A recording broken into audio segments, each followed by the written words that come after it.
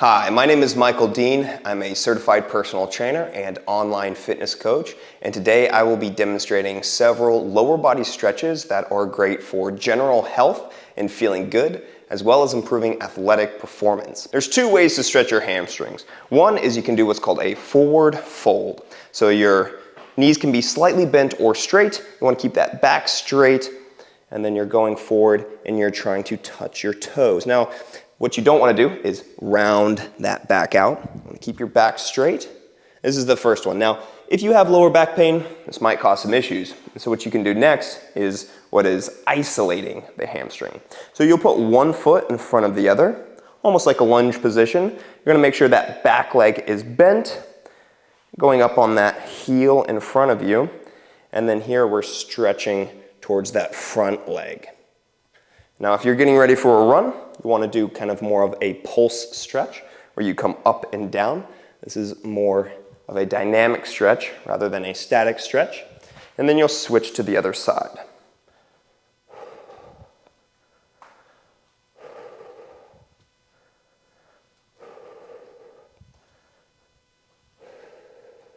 Next, we'll be stretching the quads. The easiest way, and what most people have seen, is where you hold on to something and you're going to try to grab your ankle and you'll pull your foot close to your butt. Now, the more that you can bring that knee backwards, the more you will stretch in the quad, whereas as you bring it forward, it'll be closer to the knee. We don't want to have that knee forward.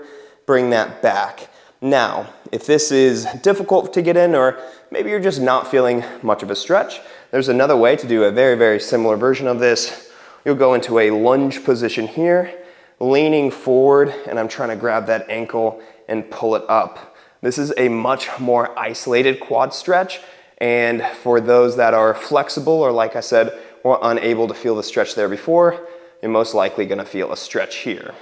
Now this brings into another area that we want to make sure we stretch and keep mobile, which is our hip flexors. Our hip flexors are pivotal for athletic performance, as well as will cause a lot of back pain and hip pain, leg pain, if we don't focus on mobility there.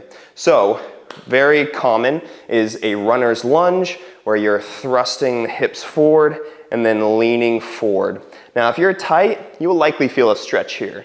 But again, we want to maximize the stretch here so that we feel our best. So before you do this, we're going to make one small adjustment or form cue, which is where you'll squeeze the glute. You'll activate that glute as much as you can, chest up tall. Now thrust those hips forward. We're really pushing into that hip flexor, and you're going to get a much deeper stretch. And then if you want even more of a stretch, you can take that arm up and away from that side, and you'll get a deep stretch through your abdominal as well as through that hip flexor. So on the other side, it'll look like this. Lunge forward, activate the glute, thrust the hip forward. For me, this is already a very good stretch and I can stay here, but if I wanted a little bit more, I'd take that arm up and then turning away from the leg. Your IT band runs on the side of your leg and is very important for athletic performance. Now, your IT band is designed to be tight. So our goal is not always to really loosen up the IT band, whereas we just want to make sure that it's not pulling on our hips or our knees. So what we can do is, I'll show you on this side and then the other side. We'll start laying on your back. You'll go into a figure 4 stretch here. The foot that's down, I'm going to walk that as far out as I can, and then I'm letting both legs fall to the ground. Here I'm laying on my back, and I'm going to open up my chest and bring my arms nice and wide. So again, on the other side, you'll start with the figure 4 stretch. I'm walking that bottom foot out, and then I'm allowing both legs to completely fall to one side. Remember to open up your chest and then relax and breathe here. If you need extra stretch, you can move your knee back and forth so that you get some outer hip activation. And once you've finished about 15 seconds on one side, you can go back to the other side.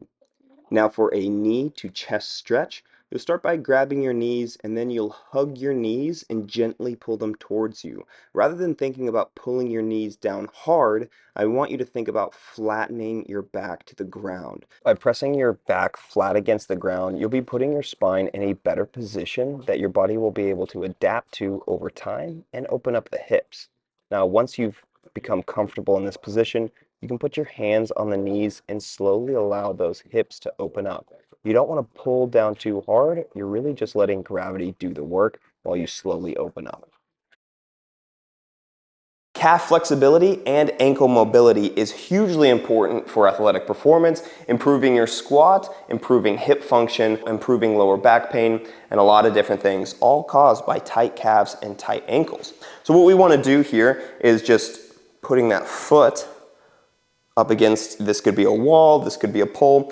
I do like something that I can grab onto, as I'll be able to pull myself into it. Now, if you have poor ankle mobility or tight calves, this might be all you can do. You might be standing back here, you might be able to lean towards the wall a little bit more.